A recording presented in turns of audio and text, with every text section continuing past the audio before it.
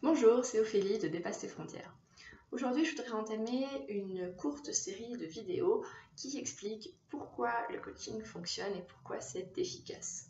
On va commencer avec un point qui me semble crucial, puisque c'est vraiment le nerf de la guerre dans le coaching, qui est l'objectif.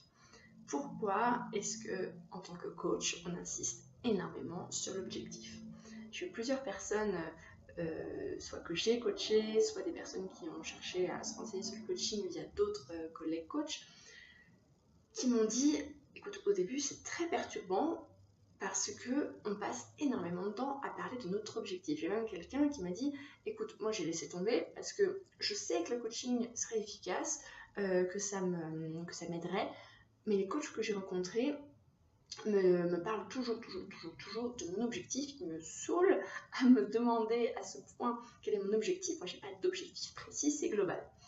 Et c'est ça qui est vraiment le nerf de la guerre, comme je le disais tout à l'heure. C'est-à-dire que si vous me suivez depuis un petit moment, vous avez dû m'entendre déjà parler de cette métaphore de la voiture, du chemin. C'est-à-dire que pour moi, le coaching, c'est ça. On est coach et coaché en chemin.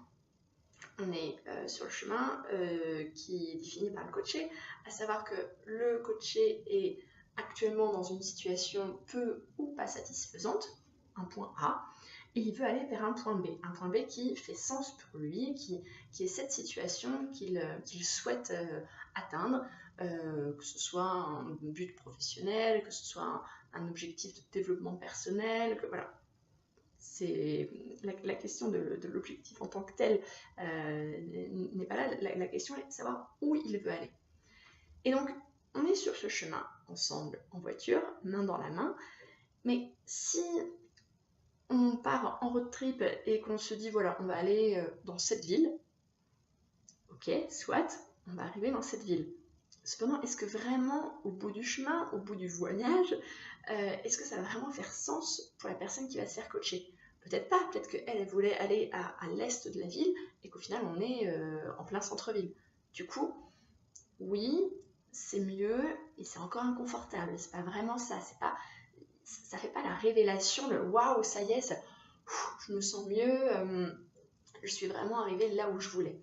Alors que c'est pour ça que du coup, qu'en coaching, quand on commence, on met du temps, on passe du temps à définir l'objectif, c'est-à-dire où est-ce qu'on veut réellement aller. On ne veut pas juste la ville, on veut la ville, le quartier, le nom de la rue, le numéro, l'étage, le numéro d'appartement. C'est-à-dire qu'on va vraiment faire un entonnoir de manière à être sûr qu'on soit sur que coach et coaché, on soit sur la même longueur d'onde et qu'on aille ensemble, main dans la main, à cet endroit précis.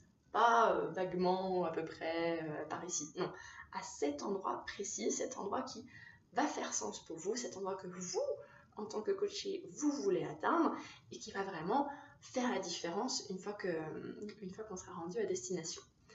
Voilà, j'espère que ça vous éclaire sur le pourquoi on insiste autant sur l'objectif.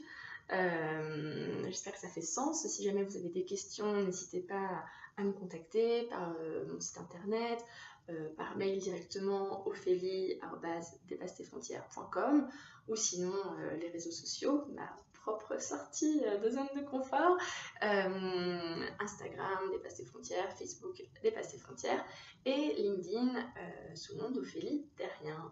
Voilà, n'hésitez pas à me contacter si vous avez des questions ou si vous voulez qu'on affine ensemble votre objectif, qu'on fasse en sorte qu'il soit plus clair, de manière à ce que vous alliez ensuite pas à pas dans cette direction et que vous puissiez l'atteindre. Voilà, à très bientôt!